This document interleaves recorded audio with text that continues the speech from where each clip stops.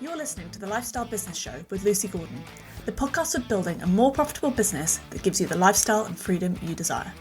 I share strategies to streamline your business, increase your income, and reclaim your time so that you can spend more time doing what you love. Hello and welcome back to the Lifestyle Business Show. Today we are talking about one of my absolute favourite topics, which is the concept of enough. Now, I know that might sound like a slightly odd thing to build a whole episode around. Like, what do you mean enough? Enough what? But I promise you, by the end of this episode, you are going to see your business and probably your life in a completely different way. And I've also got a little freebie for you today, which I'll tell you about in a bit, that is actually going to help you do this exercise for yourself, because this isn't something that you can just think of and think about. It's something you actually have to sit down and work out. And once you do, it changes everything. So let's get into it. If you spend any time in the online business world, and I'm guessing that you probably do if you're here, otherwise you probably wouldn't be here, you will be very familiar with a certain kind of content that you see online. You know, the ones that where people post things like, just had my first 10k month, or here's how I scaled my business to 7 figures, or here's how I made 100k in 30 days, etc. It's everywhere. And you can feel like if you're not hitting those numbers, you're falling behind, like you're not doing enough, and that everyone has figured something out that you haven't. And before we dive into like the crux of this episode, I just want to be really clear that wherever you are in your revenue figures, that's fine. Those revenue figures do not tell the whole story about what's going on in their life and in their business. I think it was Amy Porterfield in one of her recent podcasts where she was talking about one of her first launches where she very proudly hit a large number, but then realised actually at the end of the day her profit was basically negative. She'd made a loss because she hadn't taken into account the fact that there were all these other costs that came with delivering her product, her offer. And so even though she'd worked really hard and had hit this amazing number, actually, once she'd taken into account, you know, how much she spent on ads, how much she spent on staff, how much she spent on X, Y, and Z, she hadn't actually made any money, or had made such a small amount of money that, like, was it worth going through all that stress? Probably not. So I just want you to be really careful when you're seeing these big numbers out there, because you don't know the full story behind them. The next bit I want to talk about is, and this is the main bit about what this episode is about, is how they feel once they hit those numbers. Because we see all of this stuff online all the time, we're always thinking, and I was there, you know, you see these people who make 10k months, 100k launches, etc., and you feel like you have to do that because that's what they're doing, but they don't tell you that once they hit that number, it just doesn't hit the satisfaction point that they thought it would. So you can strive really, really hard to make these numbers, but there needs to be more behind what you're striving for. Like, just striving for 100k or £1 million isn't the end goal. It's what are you going to do with that money that is the important thing. Because if what you want to do with your money, and this is what I talk about all the time in, you know, this show, in all of the work that I do, is what do you want to do with your money? In which case, let's aim for that amount of money. And that's what that enough figure is. Because if you're just striving for £1 million, then when you get to £1 million, yes, you'll have £1 million on your revenue line or in your bank account, whichever way around you're doing it. But then what? Then what? That's the big question. So the other thing that I want to talk about when it comes to that enough figure is just reassuring you that you don't have to be striving for 5-star luxury holidays and buying a mega yacht. Like, that might be someone's dream, but that doesn't have to be your dream. And just because your dream is smaller than that doesn't mean that you're lacking ambition or anything like that. It just means that you've got different priorities, and that's totally fine. But it means once you know that you can start making proper decisions that focus on achieving those goals, and stop wasting energy on things that don't actually serve the life that you're wanting to achieve. And actually, I think that, most people will exhaust themselves and burn themselves out trying to work towards a target that doesn't actually mean anything to them. And it's a really demoralizing way to spend your time if you're trying to achieve these goals and not achieving them, or achieving them and then falling flat because you haven't properly defined what it is that you actually want to achieve. So at this point, I just want to stop and sort of tell you a little story, because I think this illustrates this better than I could by explaining it. You might have heard the parable of the Mexican fisherman, and if you have, please bear with me, but it's definitely worth hearing again. So it starts that there is a fisherman living in a small village in Mexico. Every morning he goes out on his boat, catches just enough fish for his family, comes home, spends the afternoon playing with his kids, has dinner with his wife, sits on the beach in the evenings with his friends, and it's a pretty simple life, but it's a good one, and it's what he does every single day. So one day a banker comes to the village and sees this fisherman, and he says, "Why'd you come home early? You could stay out longer and catch way more fish and buy yourself a bigger boat and catch even more fish." And the fisherman says, "Why would I do that?" And the banker responds, "Well, then you could hire a crew and catch even more fish. You could open a fish processing plant. You could expand to other villages, to the cities, run a huge operation. And in maybe 15, 20 years, you would be really successful. Then you could retire, move to a village, spend your mornings fishing, your afternoons with your family, your evenings with your friends on the beach, and have a lovely retirement." And obviously, the fisherman, that is the life he's already living. He doesn't need to do all those things. He doesn't need to create a huge corporation to be able to do what he's already doing right now.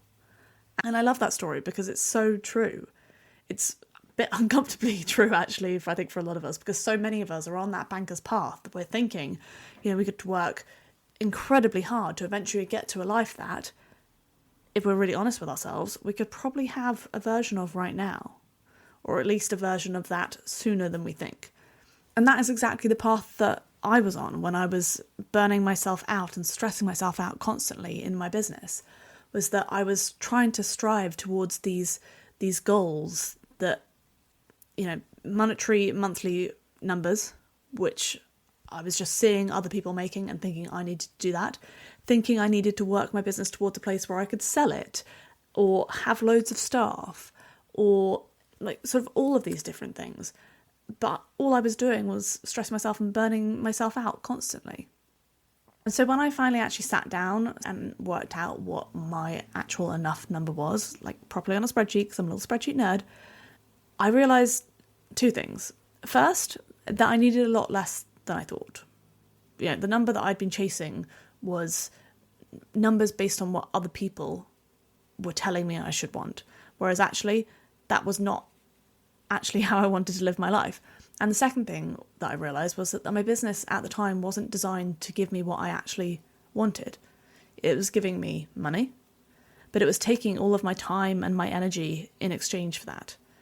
And, when I did the maths, that didn't really add up. So that was the moment that everything started to change for me. So let me explain what I mean when I talk about enough for you, because it's not just about money, it's sort of covering bigger things than that. So with that enough number, it covers three things. The first is your essentials. So these are the non-negotiables: your mortgage or your rent, your bills, your food, your insurance, the things that absolutely have to be paid. No getting away from the fact that you have to spend this money. So that's your essential number. The second number is your nice to haves. These are the things that make your life genuinely enjoyable.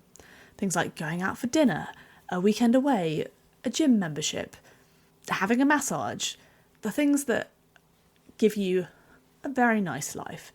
And so they are the nice to haves. And the third thing that it covers, and this is my favourite category because it's silly, is what I call these would be jolly nicers. The things that genuinely give you an amazing life.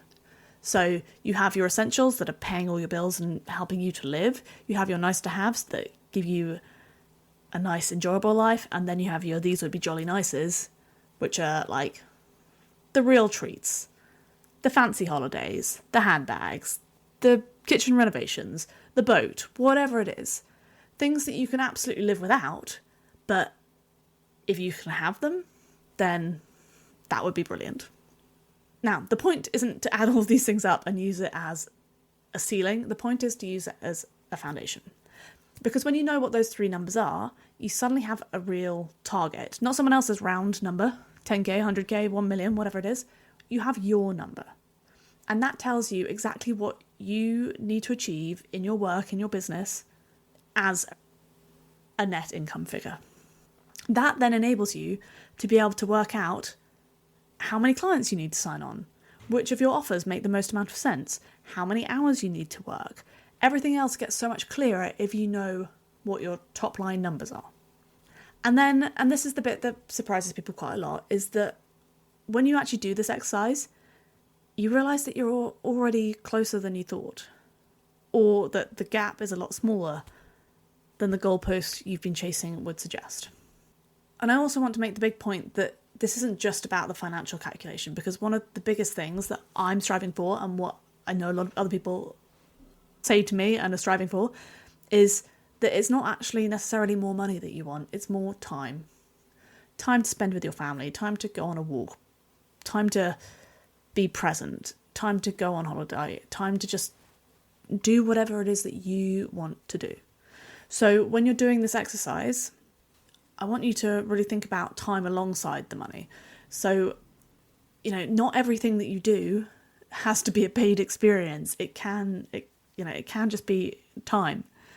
So I want you to think about, how many hours do you actually want to work? What does your ideal week look like? Not what would be your ideal week if you had infinite money and you could retire tomorrow. It's what would your ideal week look like right now as someone who works alongside living their life. Because that's your real target. It's your enough number and your enough hours together. That's what you're building towards. And once you know both those things, you can start designing a business that actually delivers them.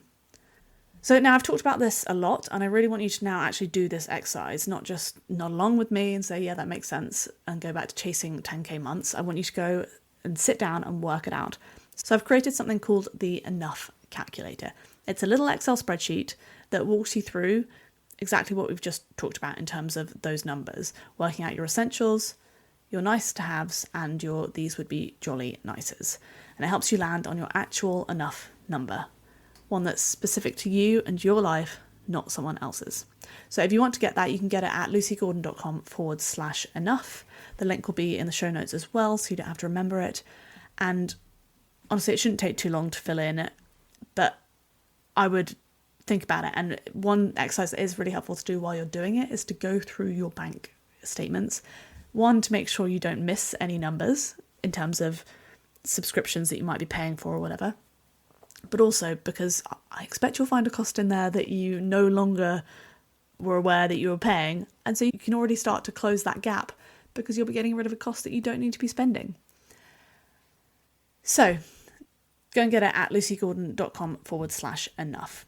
So just to bring all of this to a close, bring it all together, the reason that most business owners feel like they're never quite getting there is because they don't actually know where there is. They're chasing a number that doesn't mean anything and wondering why hitting it doesn't feel as good as they hoped.